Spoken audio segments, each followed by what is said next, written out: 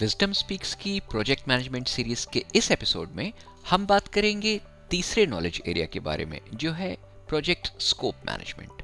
हमने पहले एपिसोड में प्रोजेक्ट स्कोप के बारे में थोड़ा सा जाना था, लेकिन इस एपिसोड में हम और डिटेल में बात करेंगे। प्रोजेक्ट स्कोप का मतलब होता है प्रोजेक्ट में हमें जो ऑब्जेक्टिव्स डिलीवर करने हैं उनकी सीमा। इसे समझने के लिए एक छोटा सा एग्जाम्पल देखते हैं। मान लीजिए कि आपकी एक बेकरी है और सुबह आपके पास एक पार्टी के लिए 24 चॉकलेट चिप कुकीज बना के नेक्स्ट डे डिलीवर करने का ऑर्डर आता है। आप सारे इंग्रेडिएंट्स जमा करके बेकिंग स्टार्ट करने वाले ही हैं, तभी कस्टमर का फोन आता है और वो कहता है कि 24 में से 12 कुकीज व्हाइट चॉकलेट और 12 कुकीज डार्क चॉकलेट वाली होनी चाहिए। अब आपने बेकिंग शुरू नहीं की है और आपके पास इंग्रेडिएंट्स हैं, इसलिए आप हाँ कर देते हैं। आपके पास फिर थोड़ी देर बाद कस्टमर का कॉल आता है ये बोलने के लिए कि भाई कोई गेस्ट डायबिटिक है तो इनमें से 4 कुकीज शुगर फ्री होनी चाहिए। अब आप फोन रखकर काम शुरू कर देते हैं कि फिर से फोन आता है कि कोई गेस्ट है जिसे चॉकलेट ही नहीं पसंद है, तो इनमें से 4 कुकीज में चॉकलेट ना डाली जाए। अब आप अपना कस्टमर खोना नहीं चाहते, अच्छी सर्विस देना चाहते हैं और दाम भी नहीं बढ़ाना चाहते, इसलिए कस्टमर की हाँ में हाँ मिला देते हैं। लेकिन इससे होता क्या है?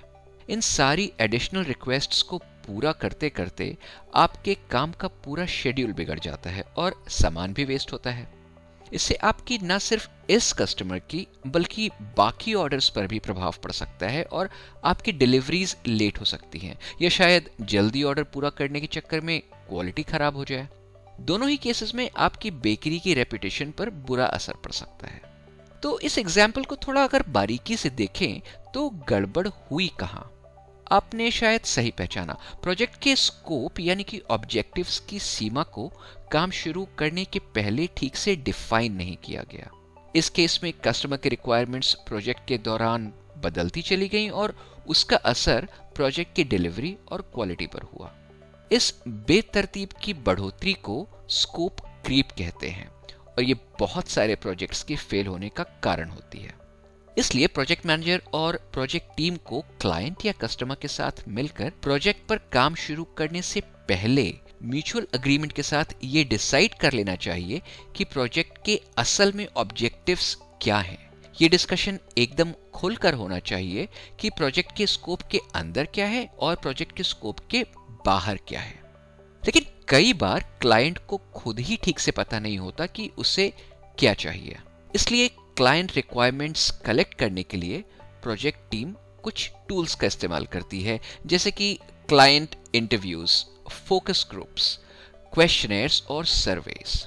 इन रिक्वायरमेंट्स को कलेक्ट करके एक या एक से ज्यादा ऑब्जेक्टिव्स के साथ मैच कराया जाता है और इन रिक्वायरमेंट्स और ऑब्जेक्टिव्स को साथ में कैप्चर करने का एक अच्छा तरीका है रिक्वायरमेंट्स ट्रेसेबिलिटी मैट्रिक्स, जो इस टेबल जैसा दिखता है।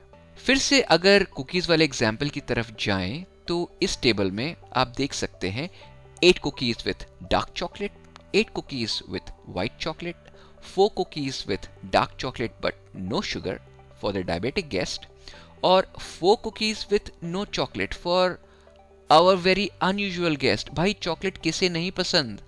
खैर, जो रिक्वायरमेंट्स किसी ऑब्जेक्टिव से मैच नहीं होती हैं उन्हें प्रोजेक्ट के स्कोप में नहीं रखा जाता।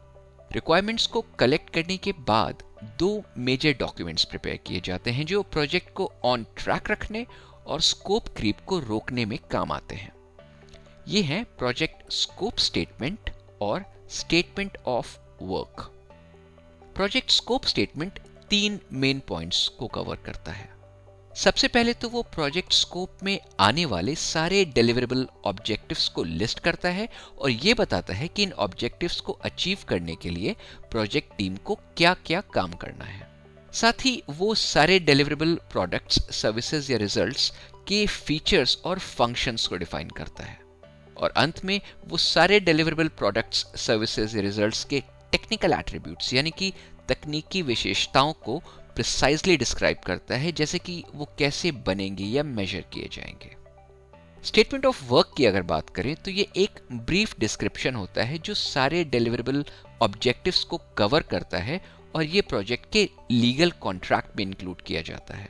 आमतौर पर ये पहले क्लाइंट द्वारा प्रदान किया जाता है, जिसके आधार पर project manager project scope statement develop करता है और स्टेटमेंट ऑफ वर्क को फिर से अपडेट करता है।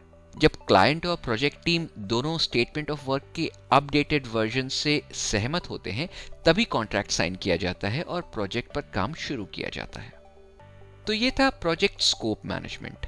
अगले एपिसोड में हम बात करेंगे प्रोजेक्ट मैनेजमेंट के चौथे नॉलेज एरिया के बारे में, जो है प्रोजेक्ट टाइम मैनेजमेंट। तो उसे देखना मत भूलिएगा। साथ ही अगर आपको ये सीरीज यूजफुल लगती है तो इसे अपने सोशल नेटवर्क के साथ जरूर शेयर करिए और सब्सक्राइब करिए विजडम स्पीक्स को। जल्दी से कुछ नया सीखिए।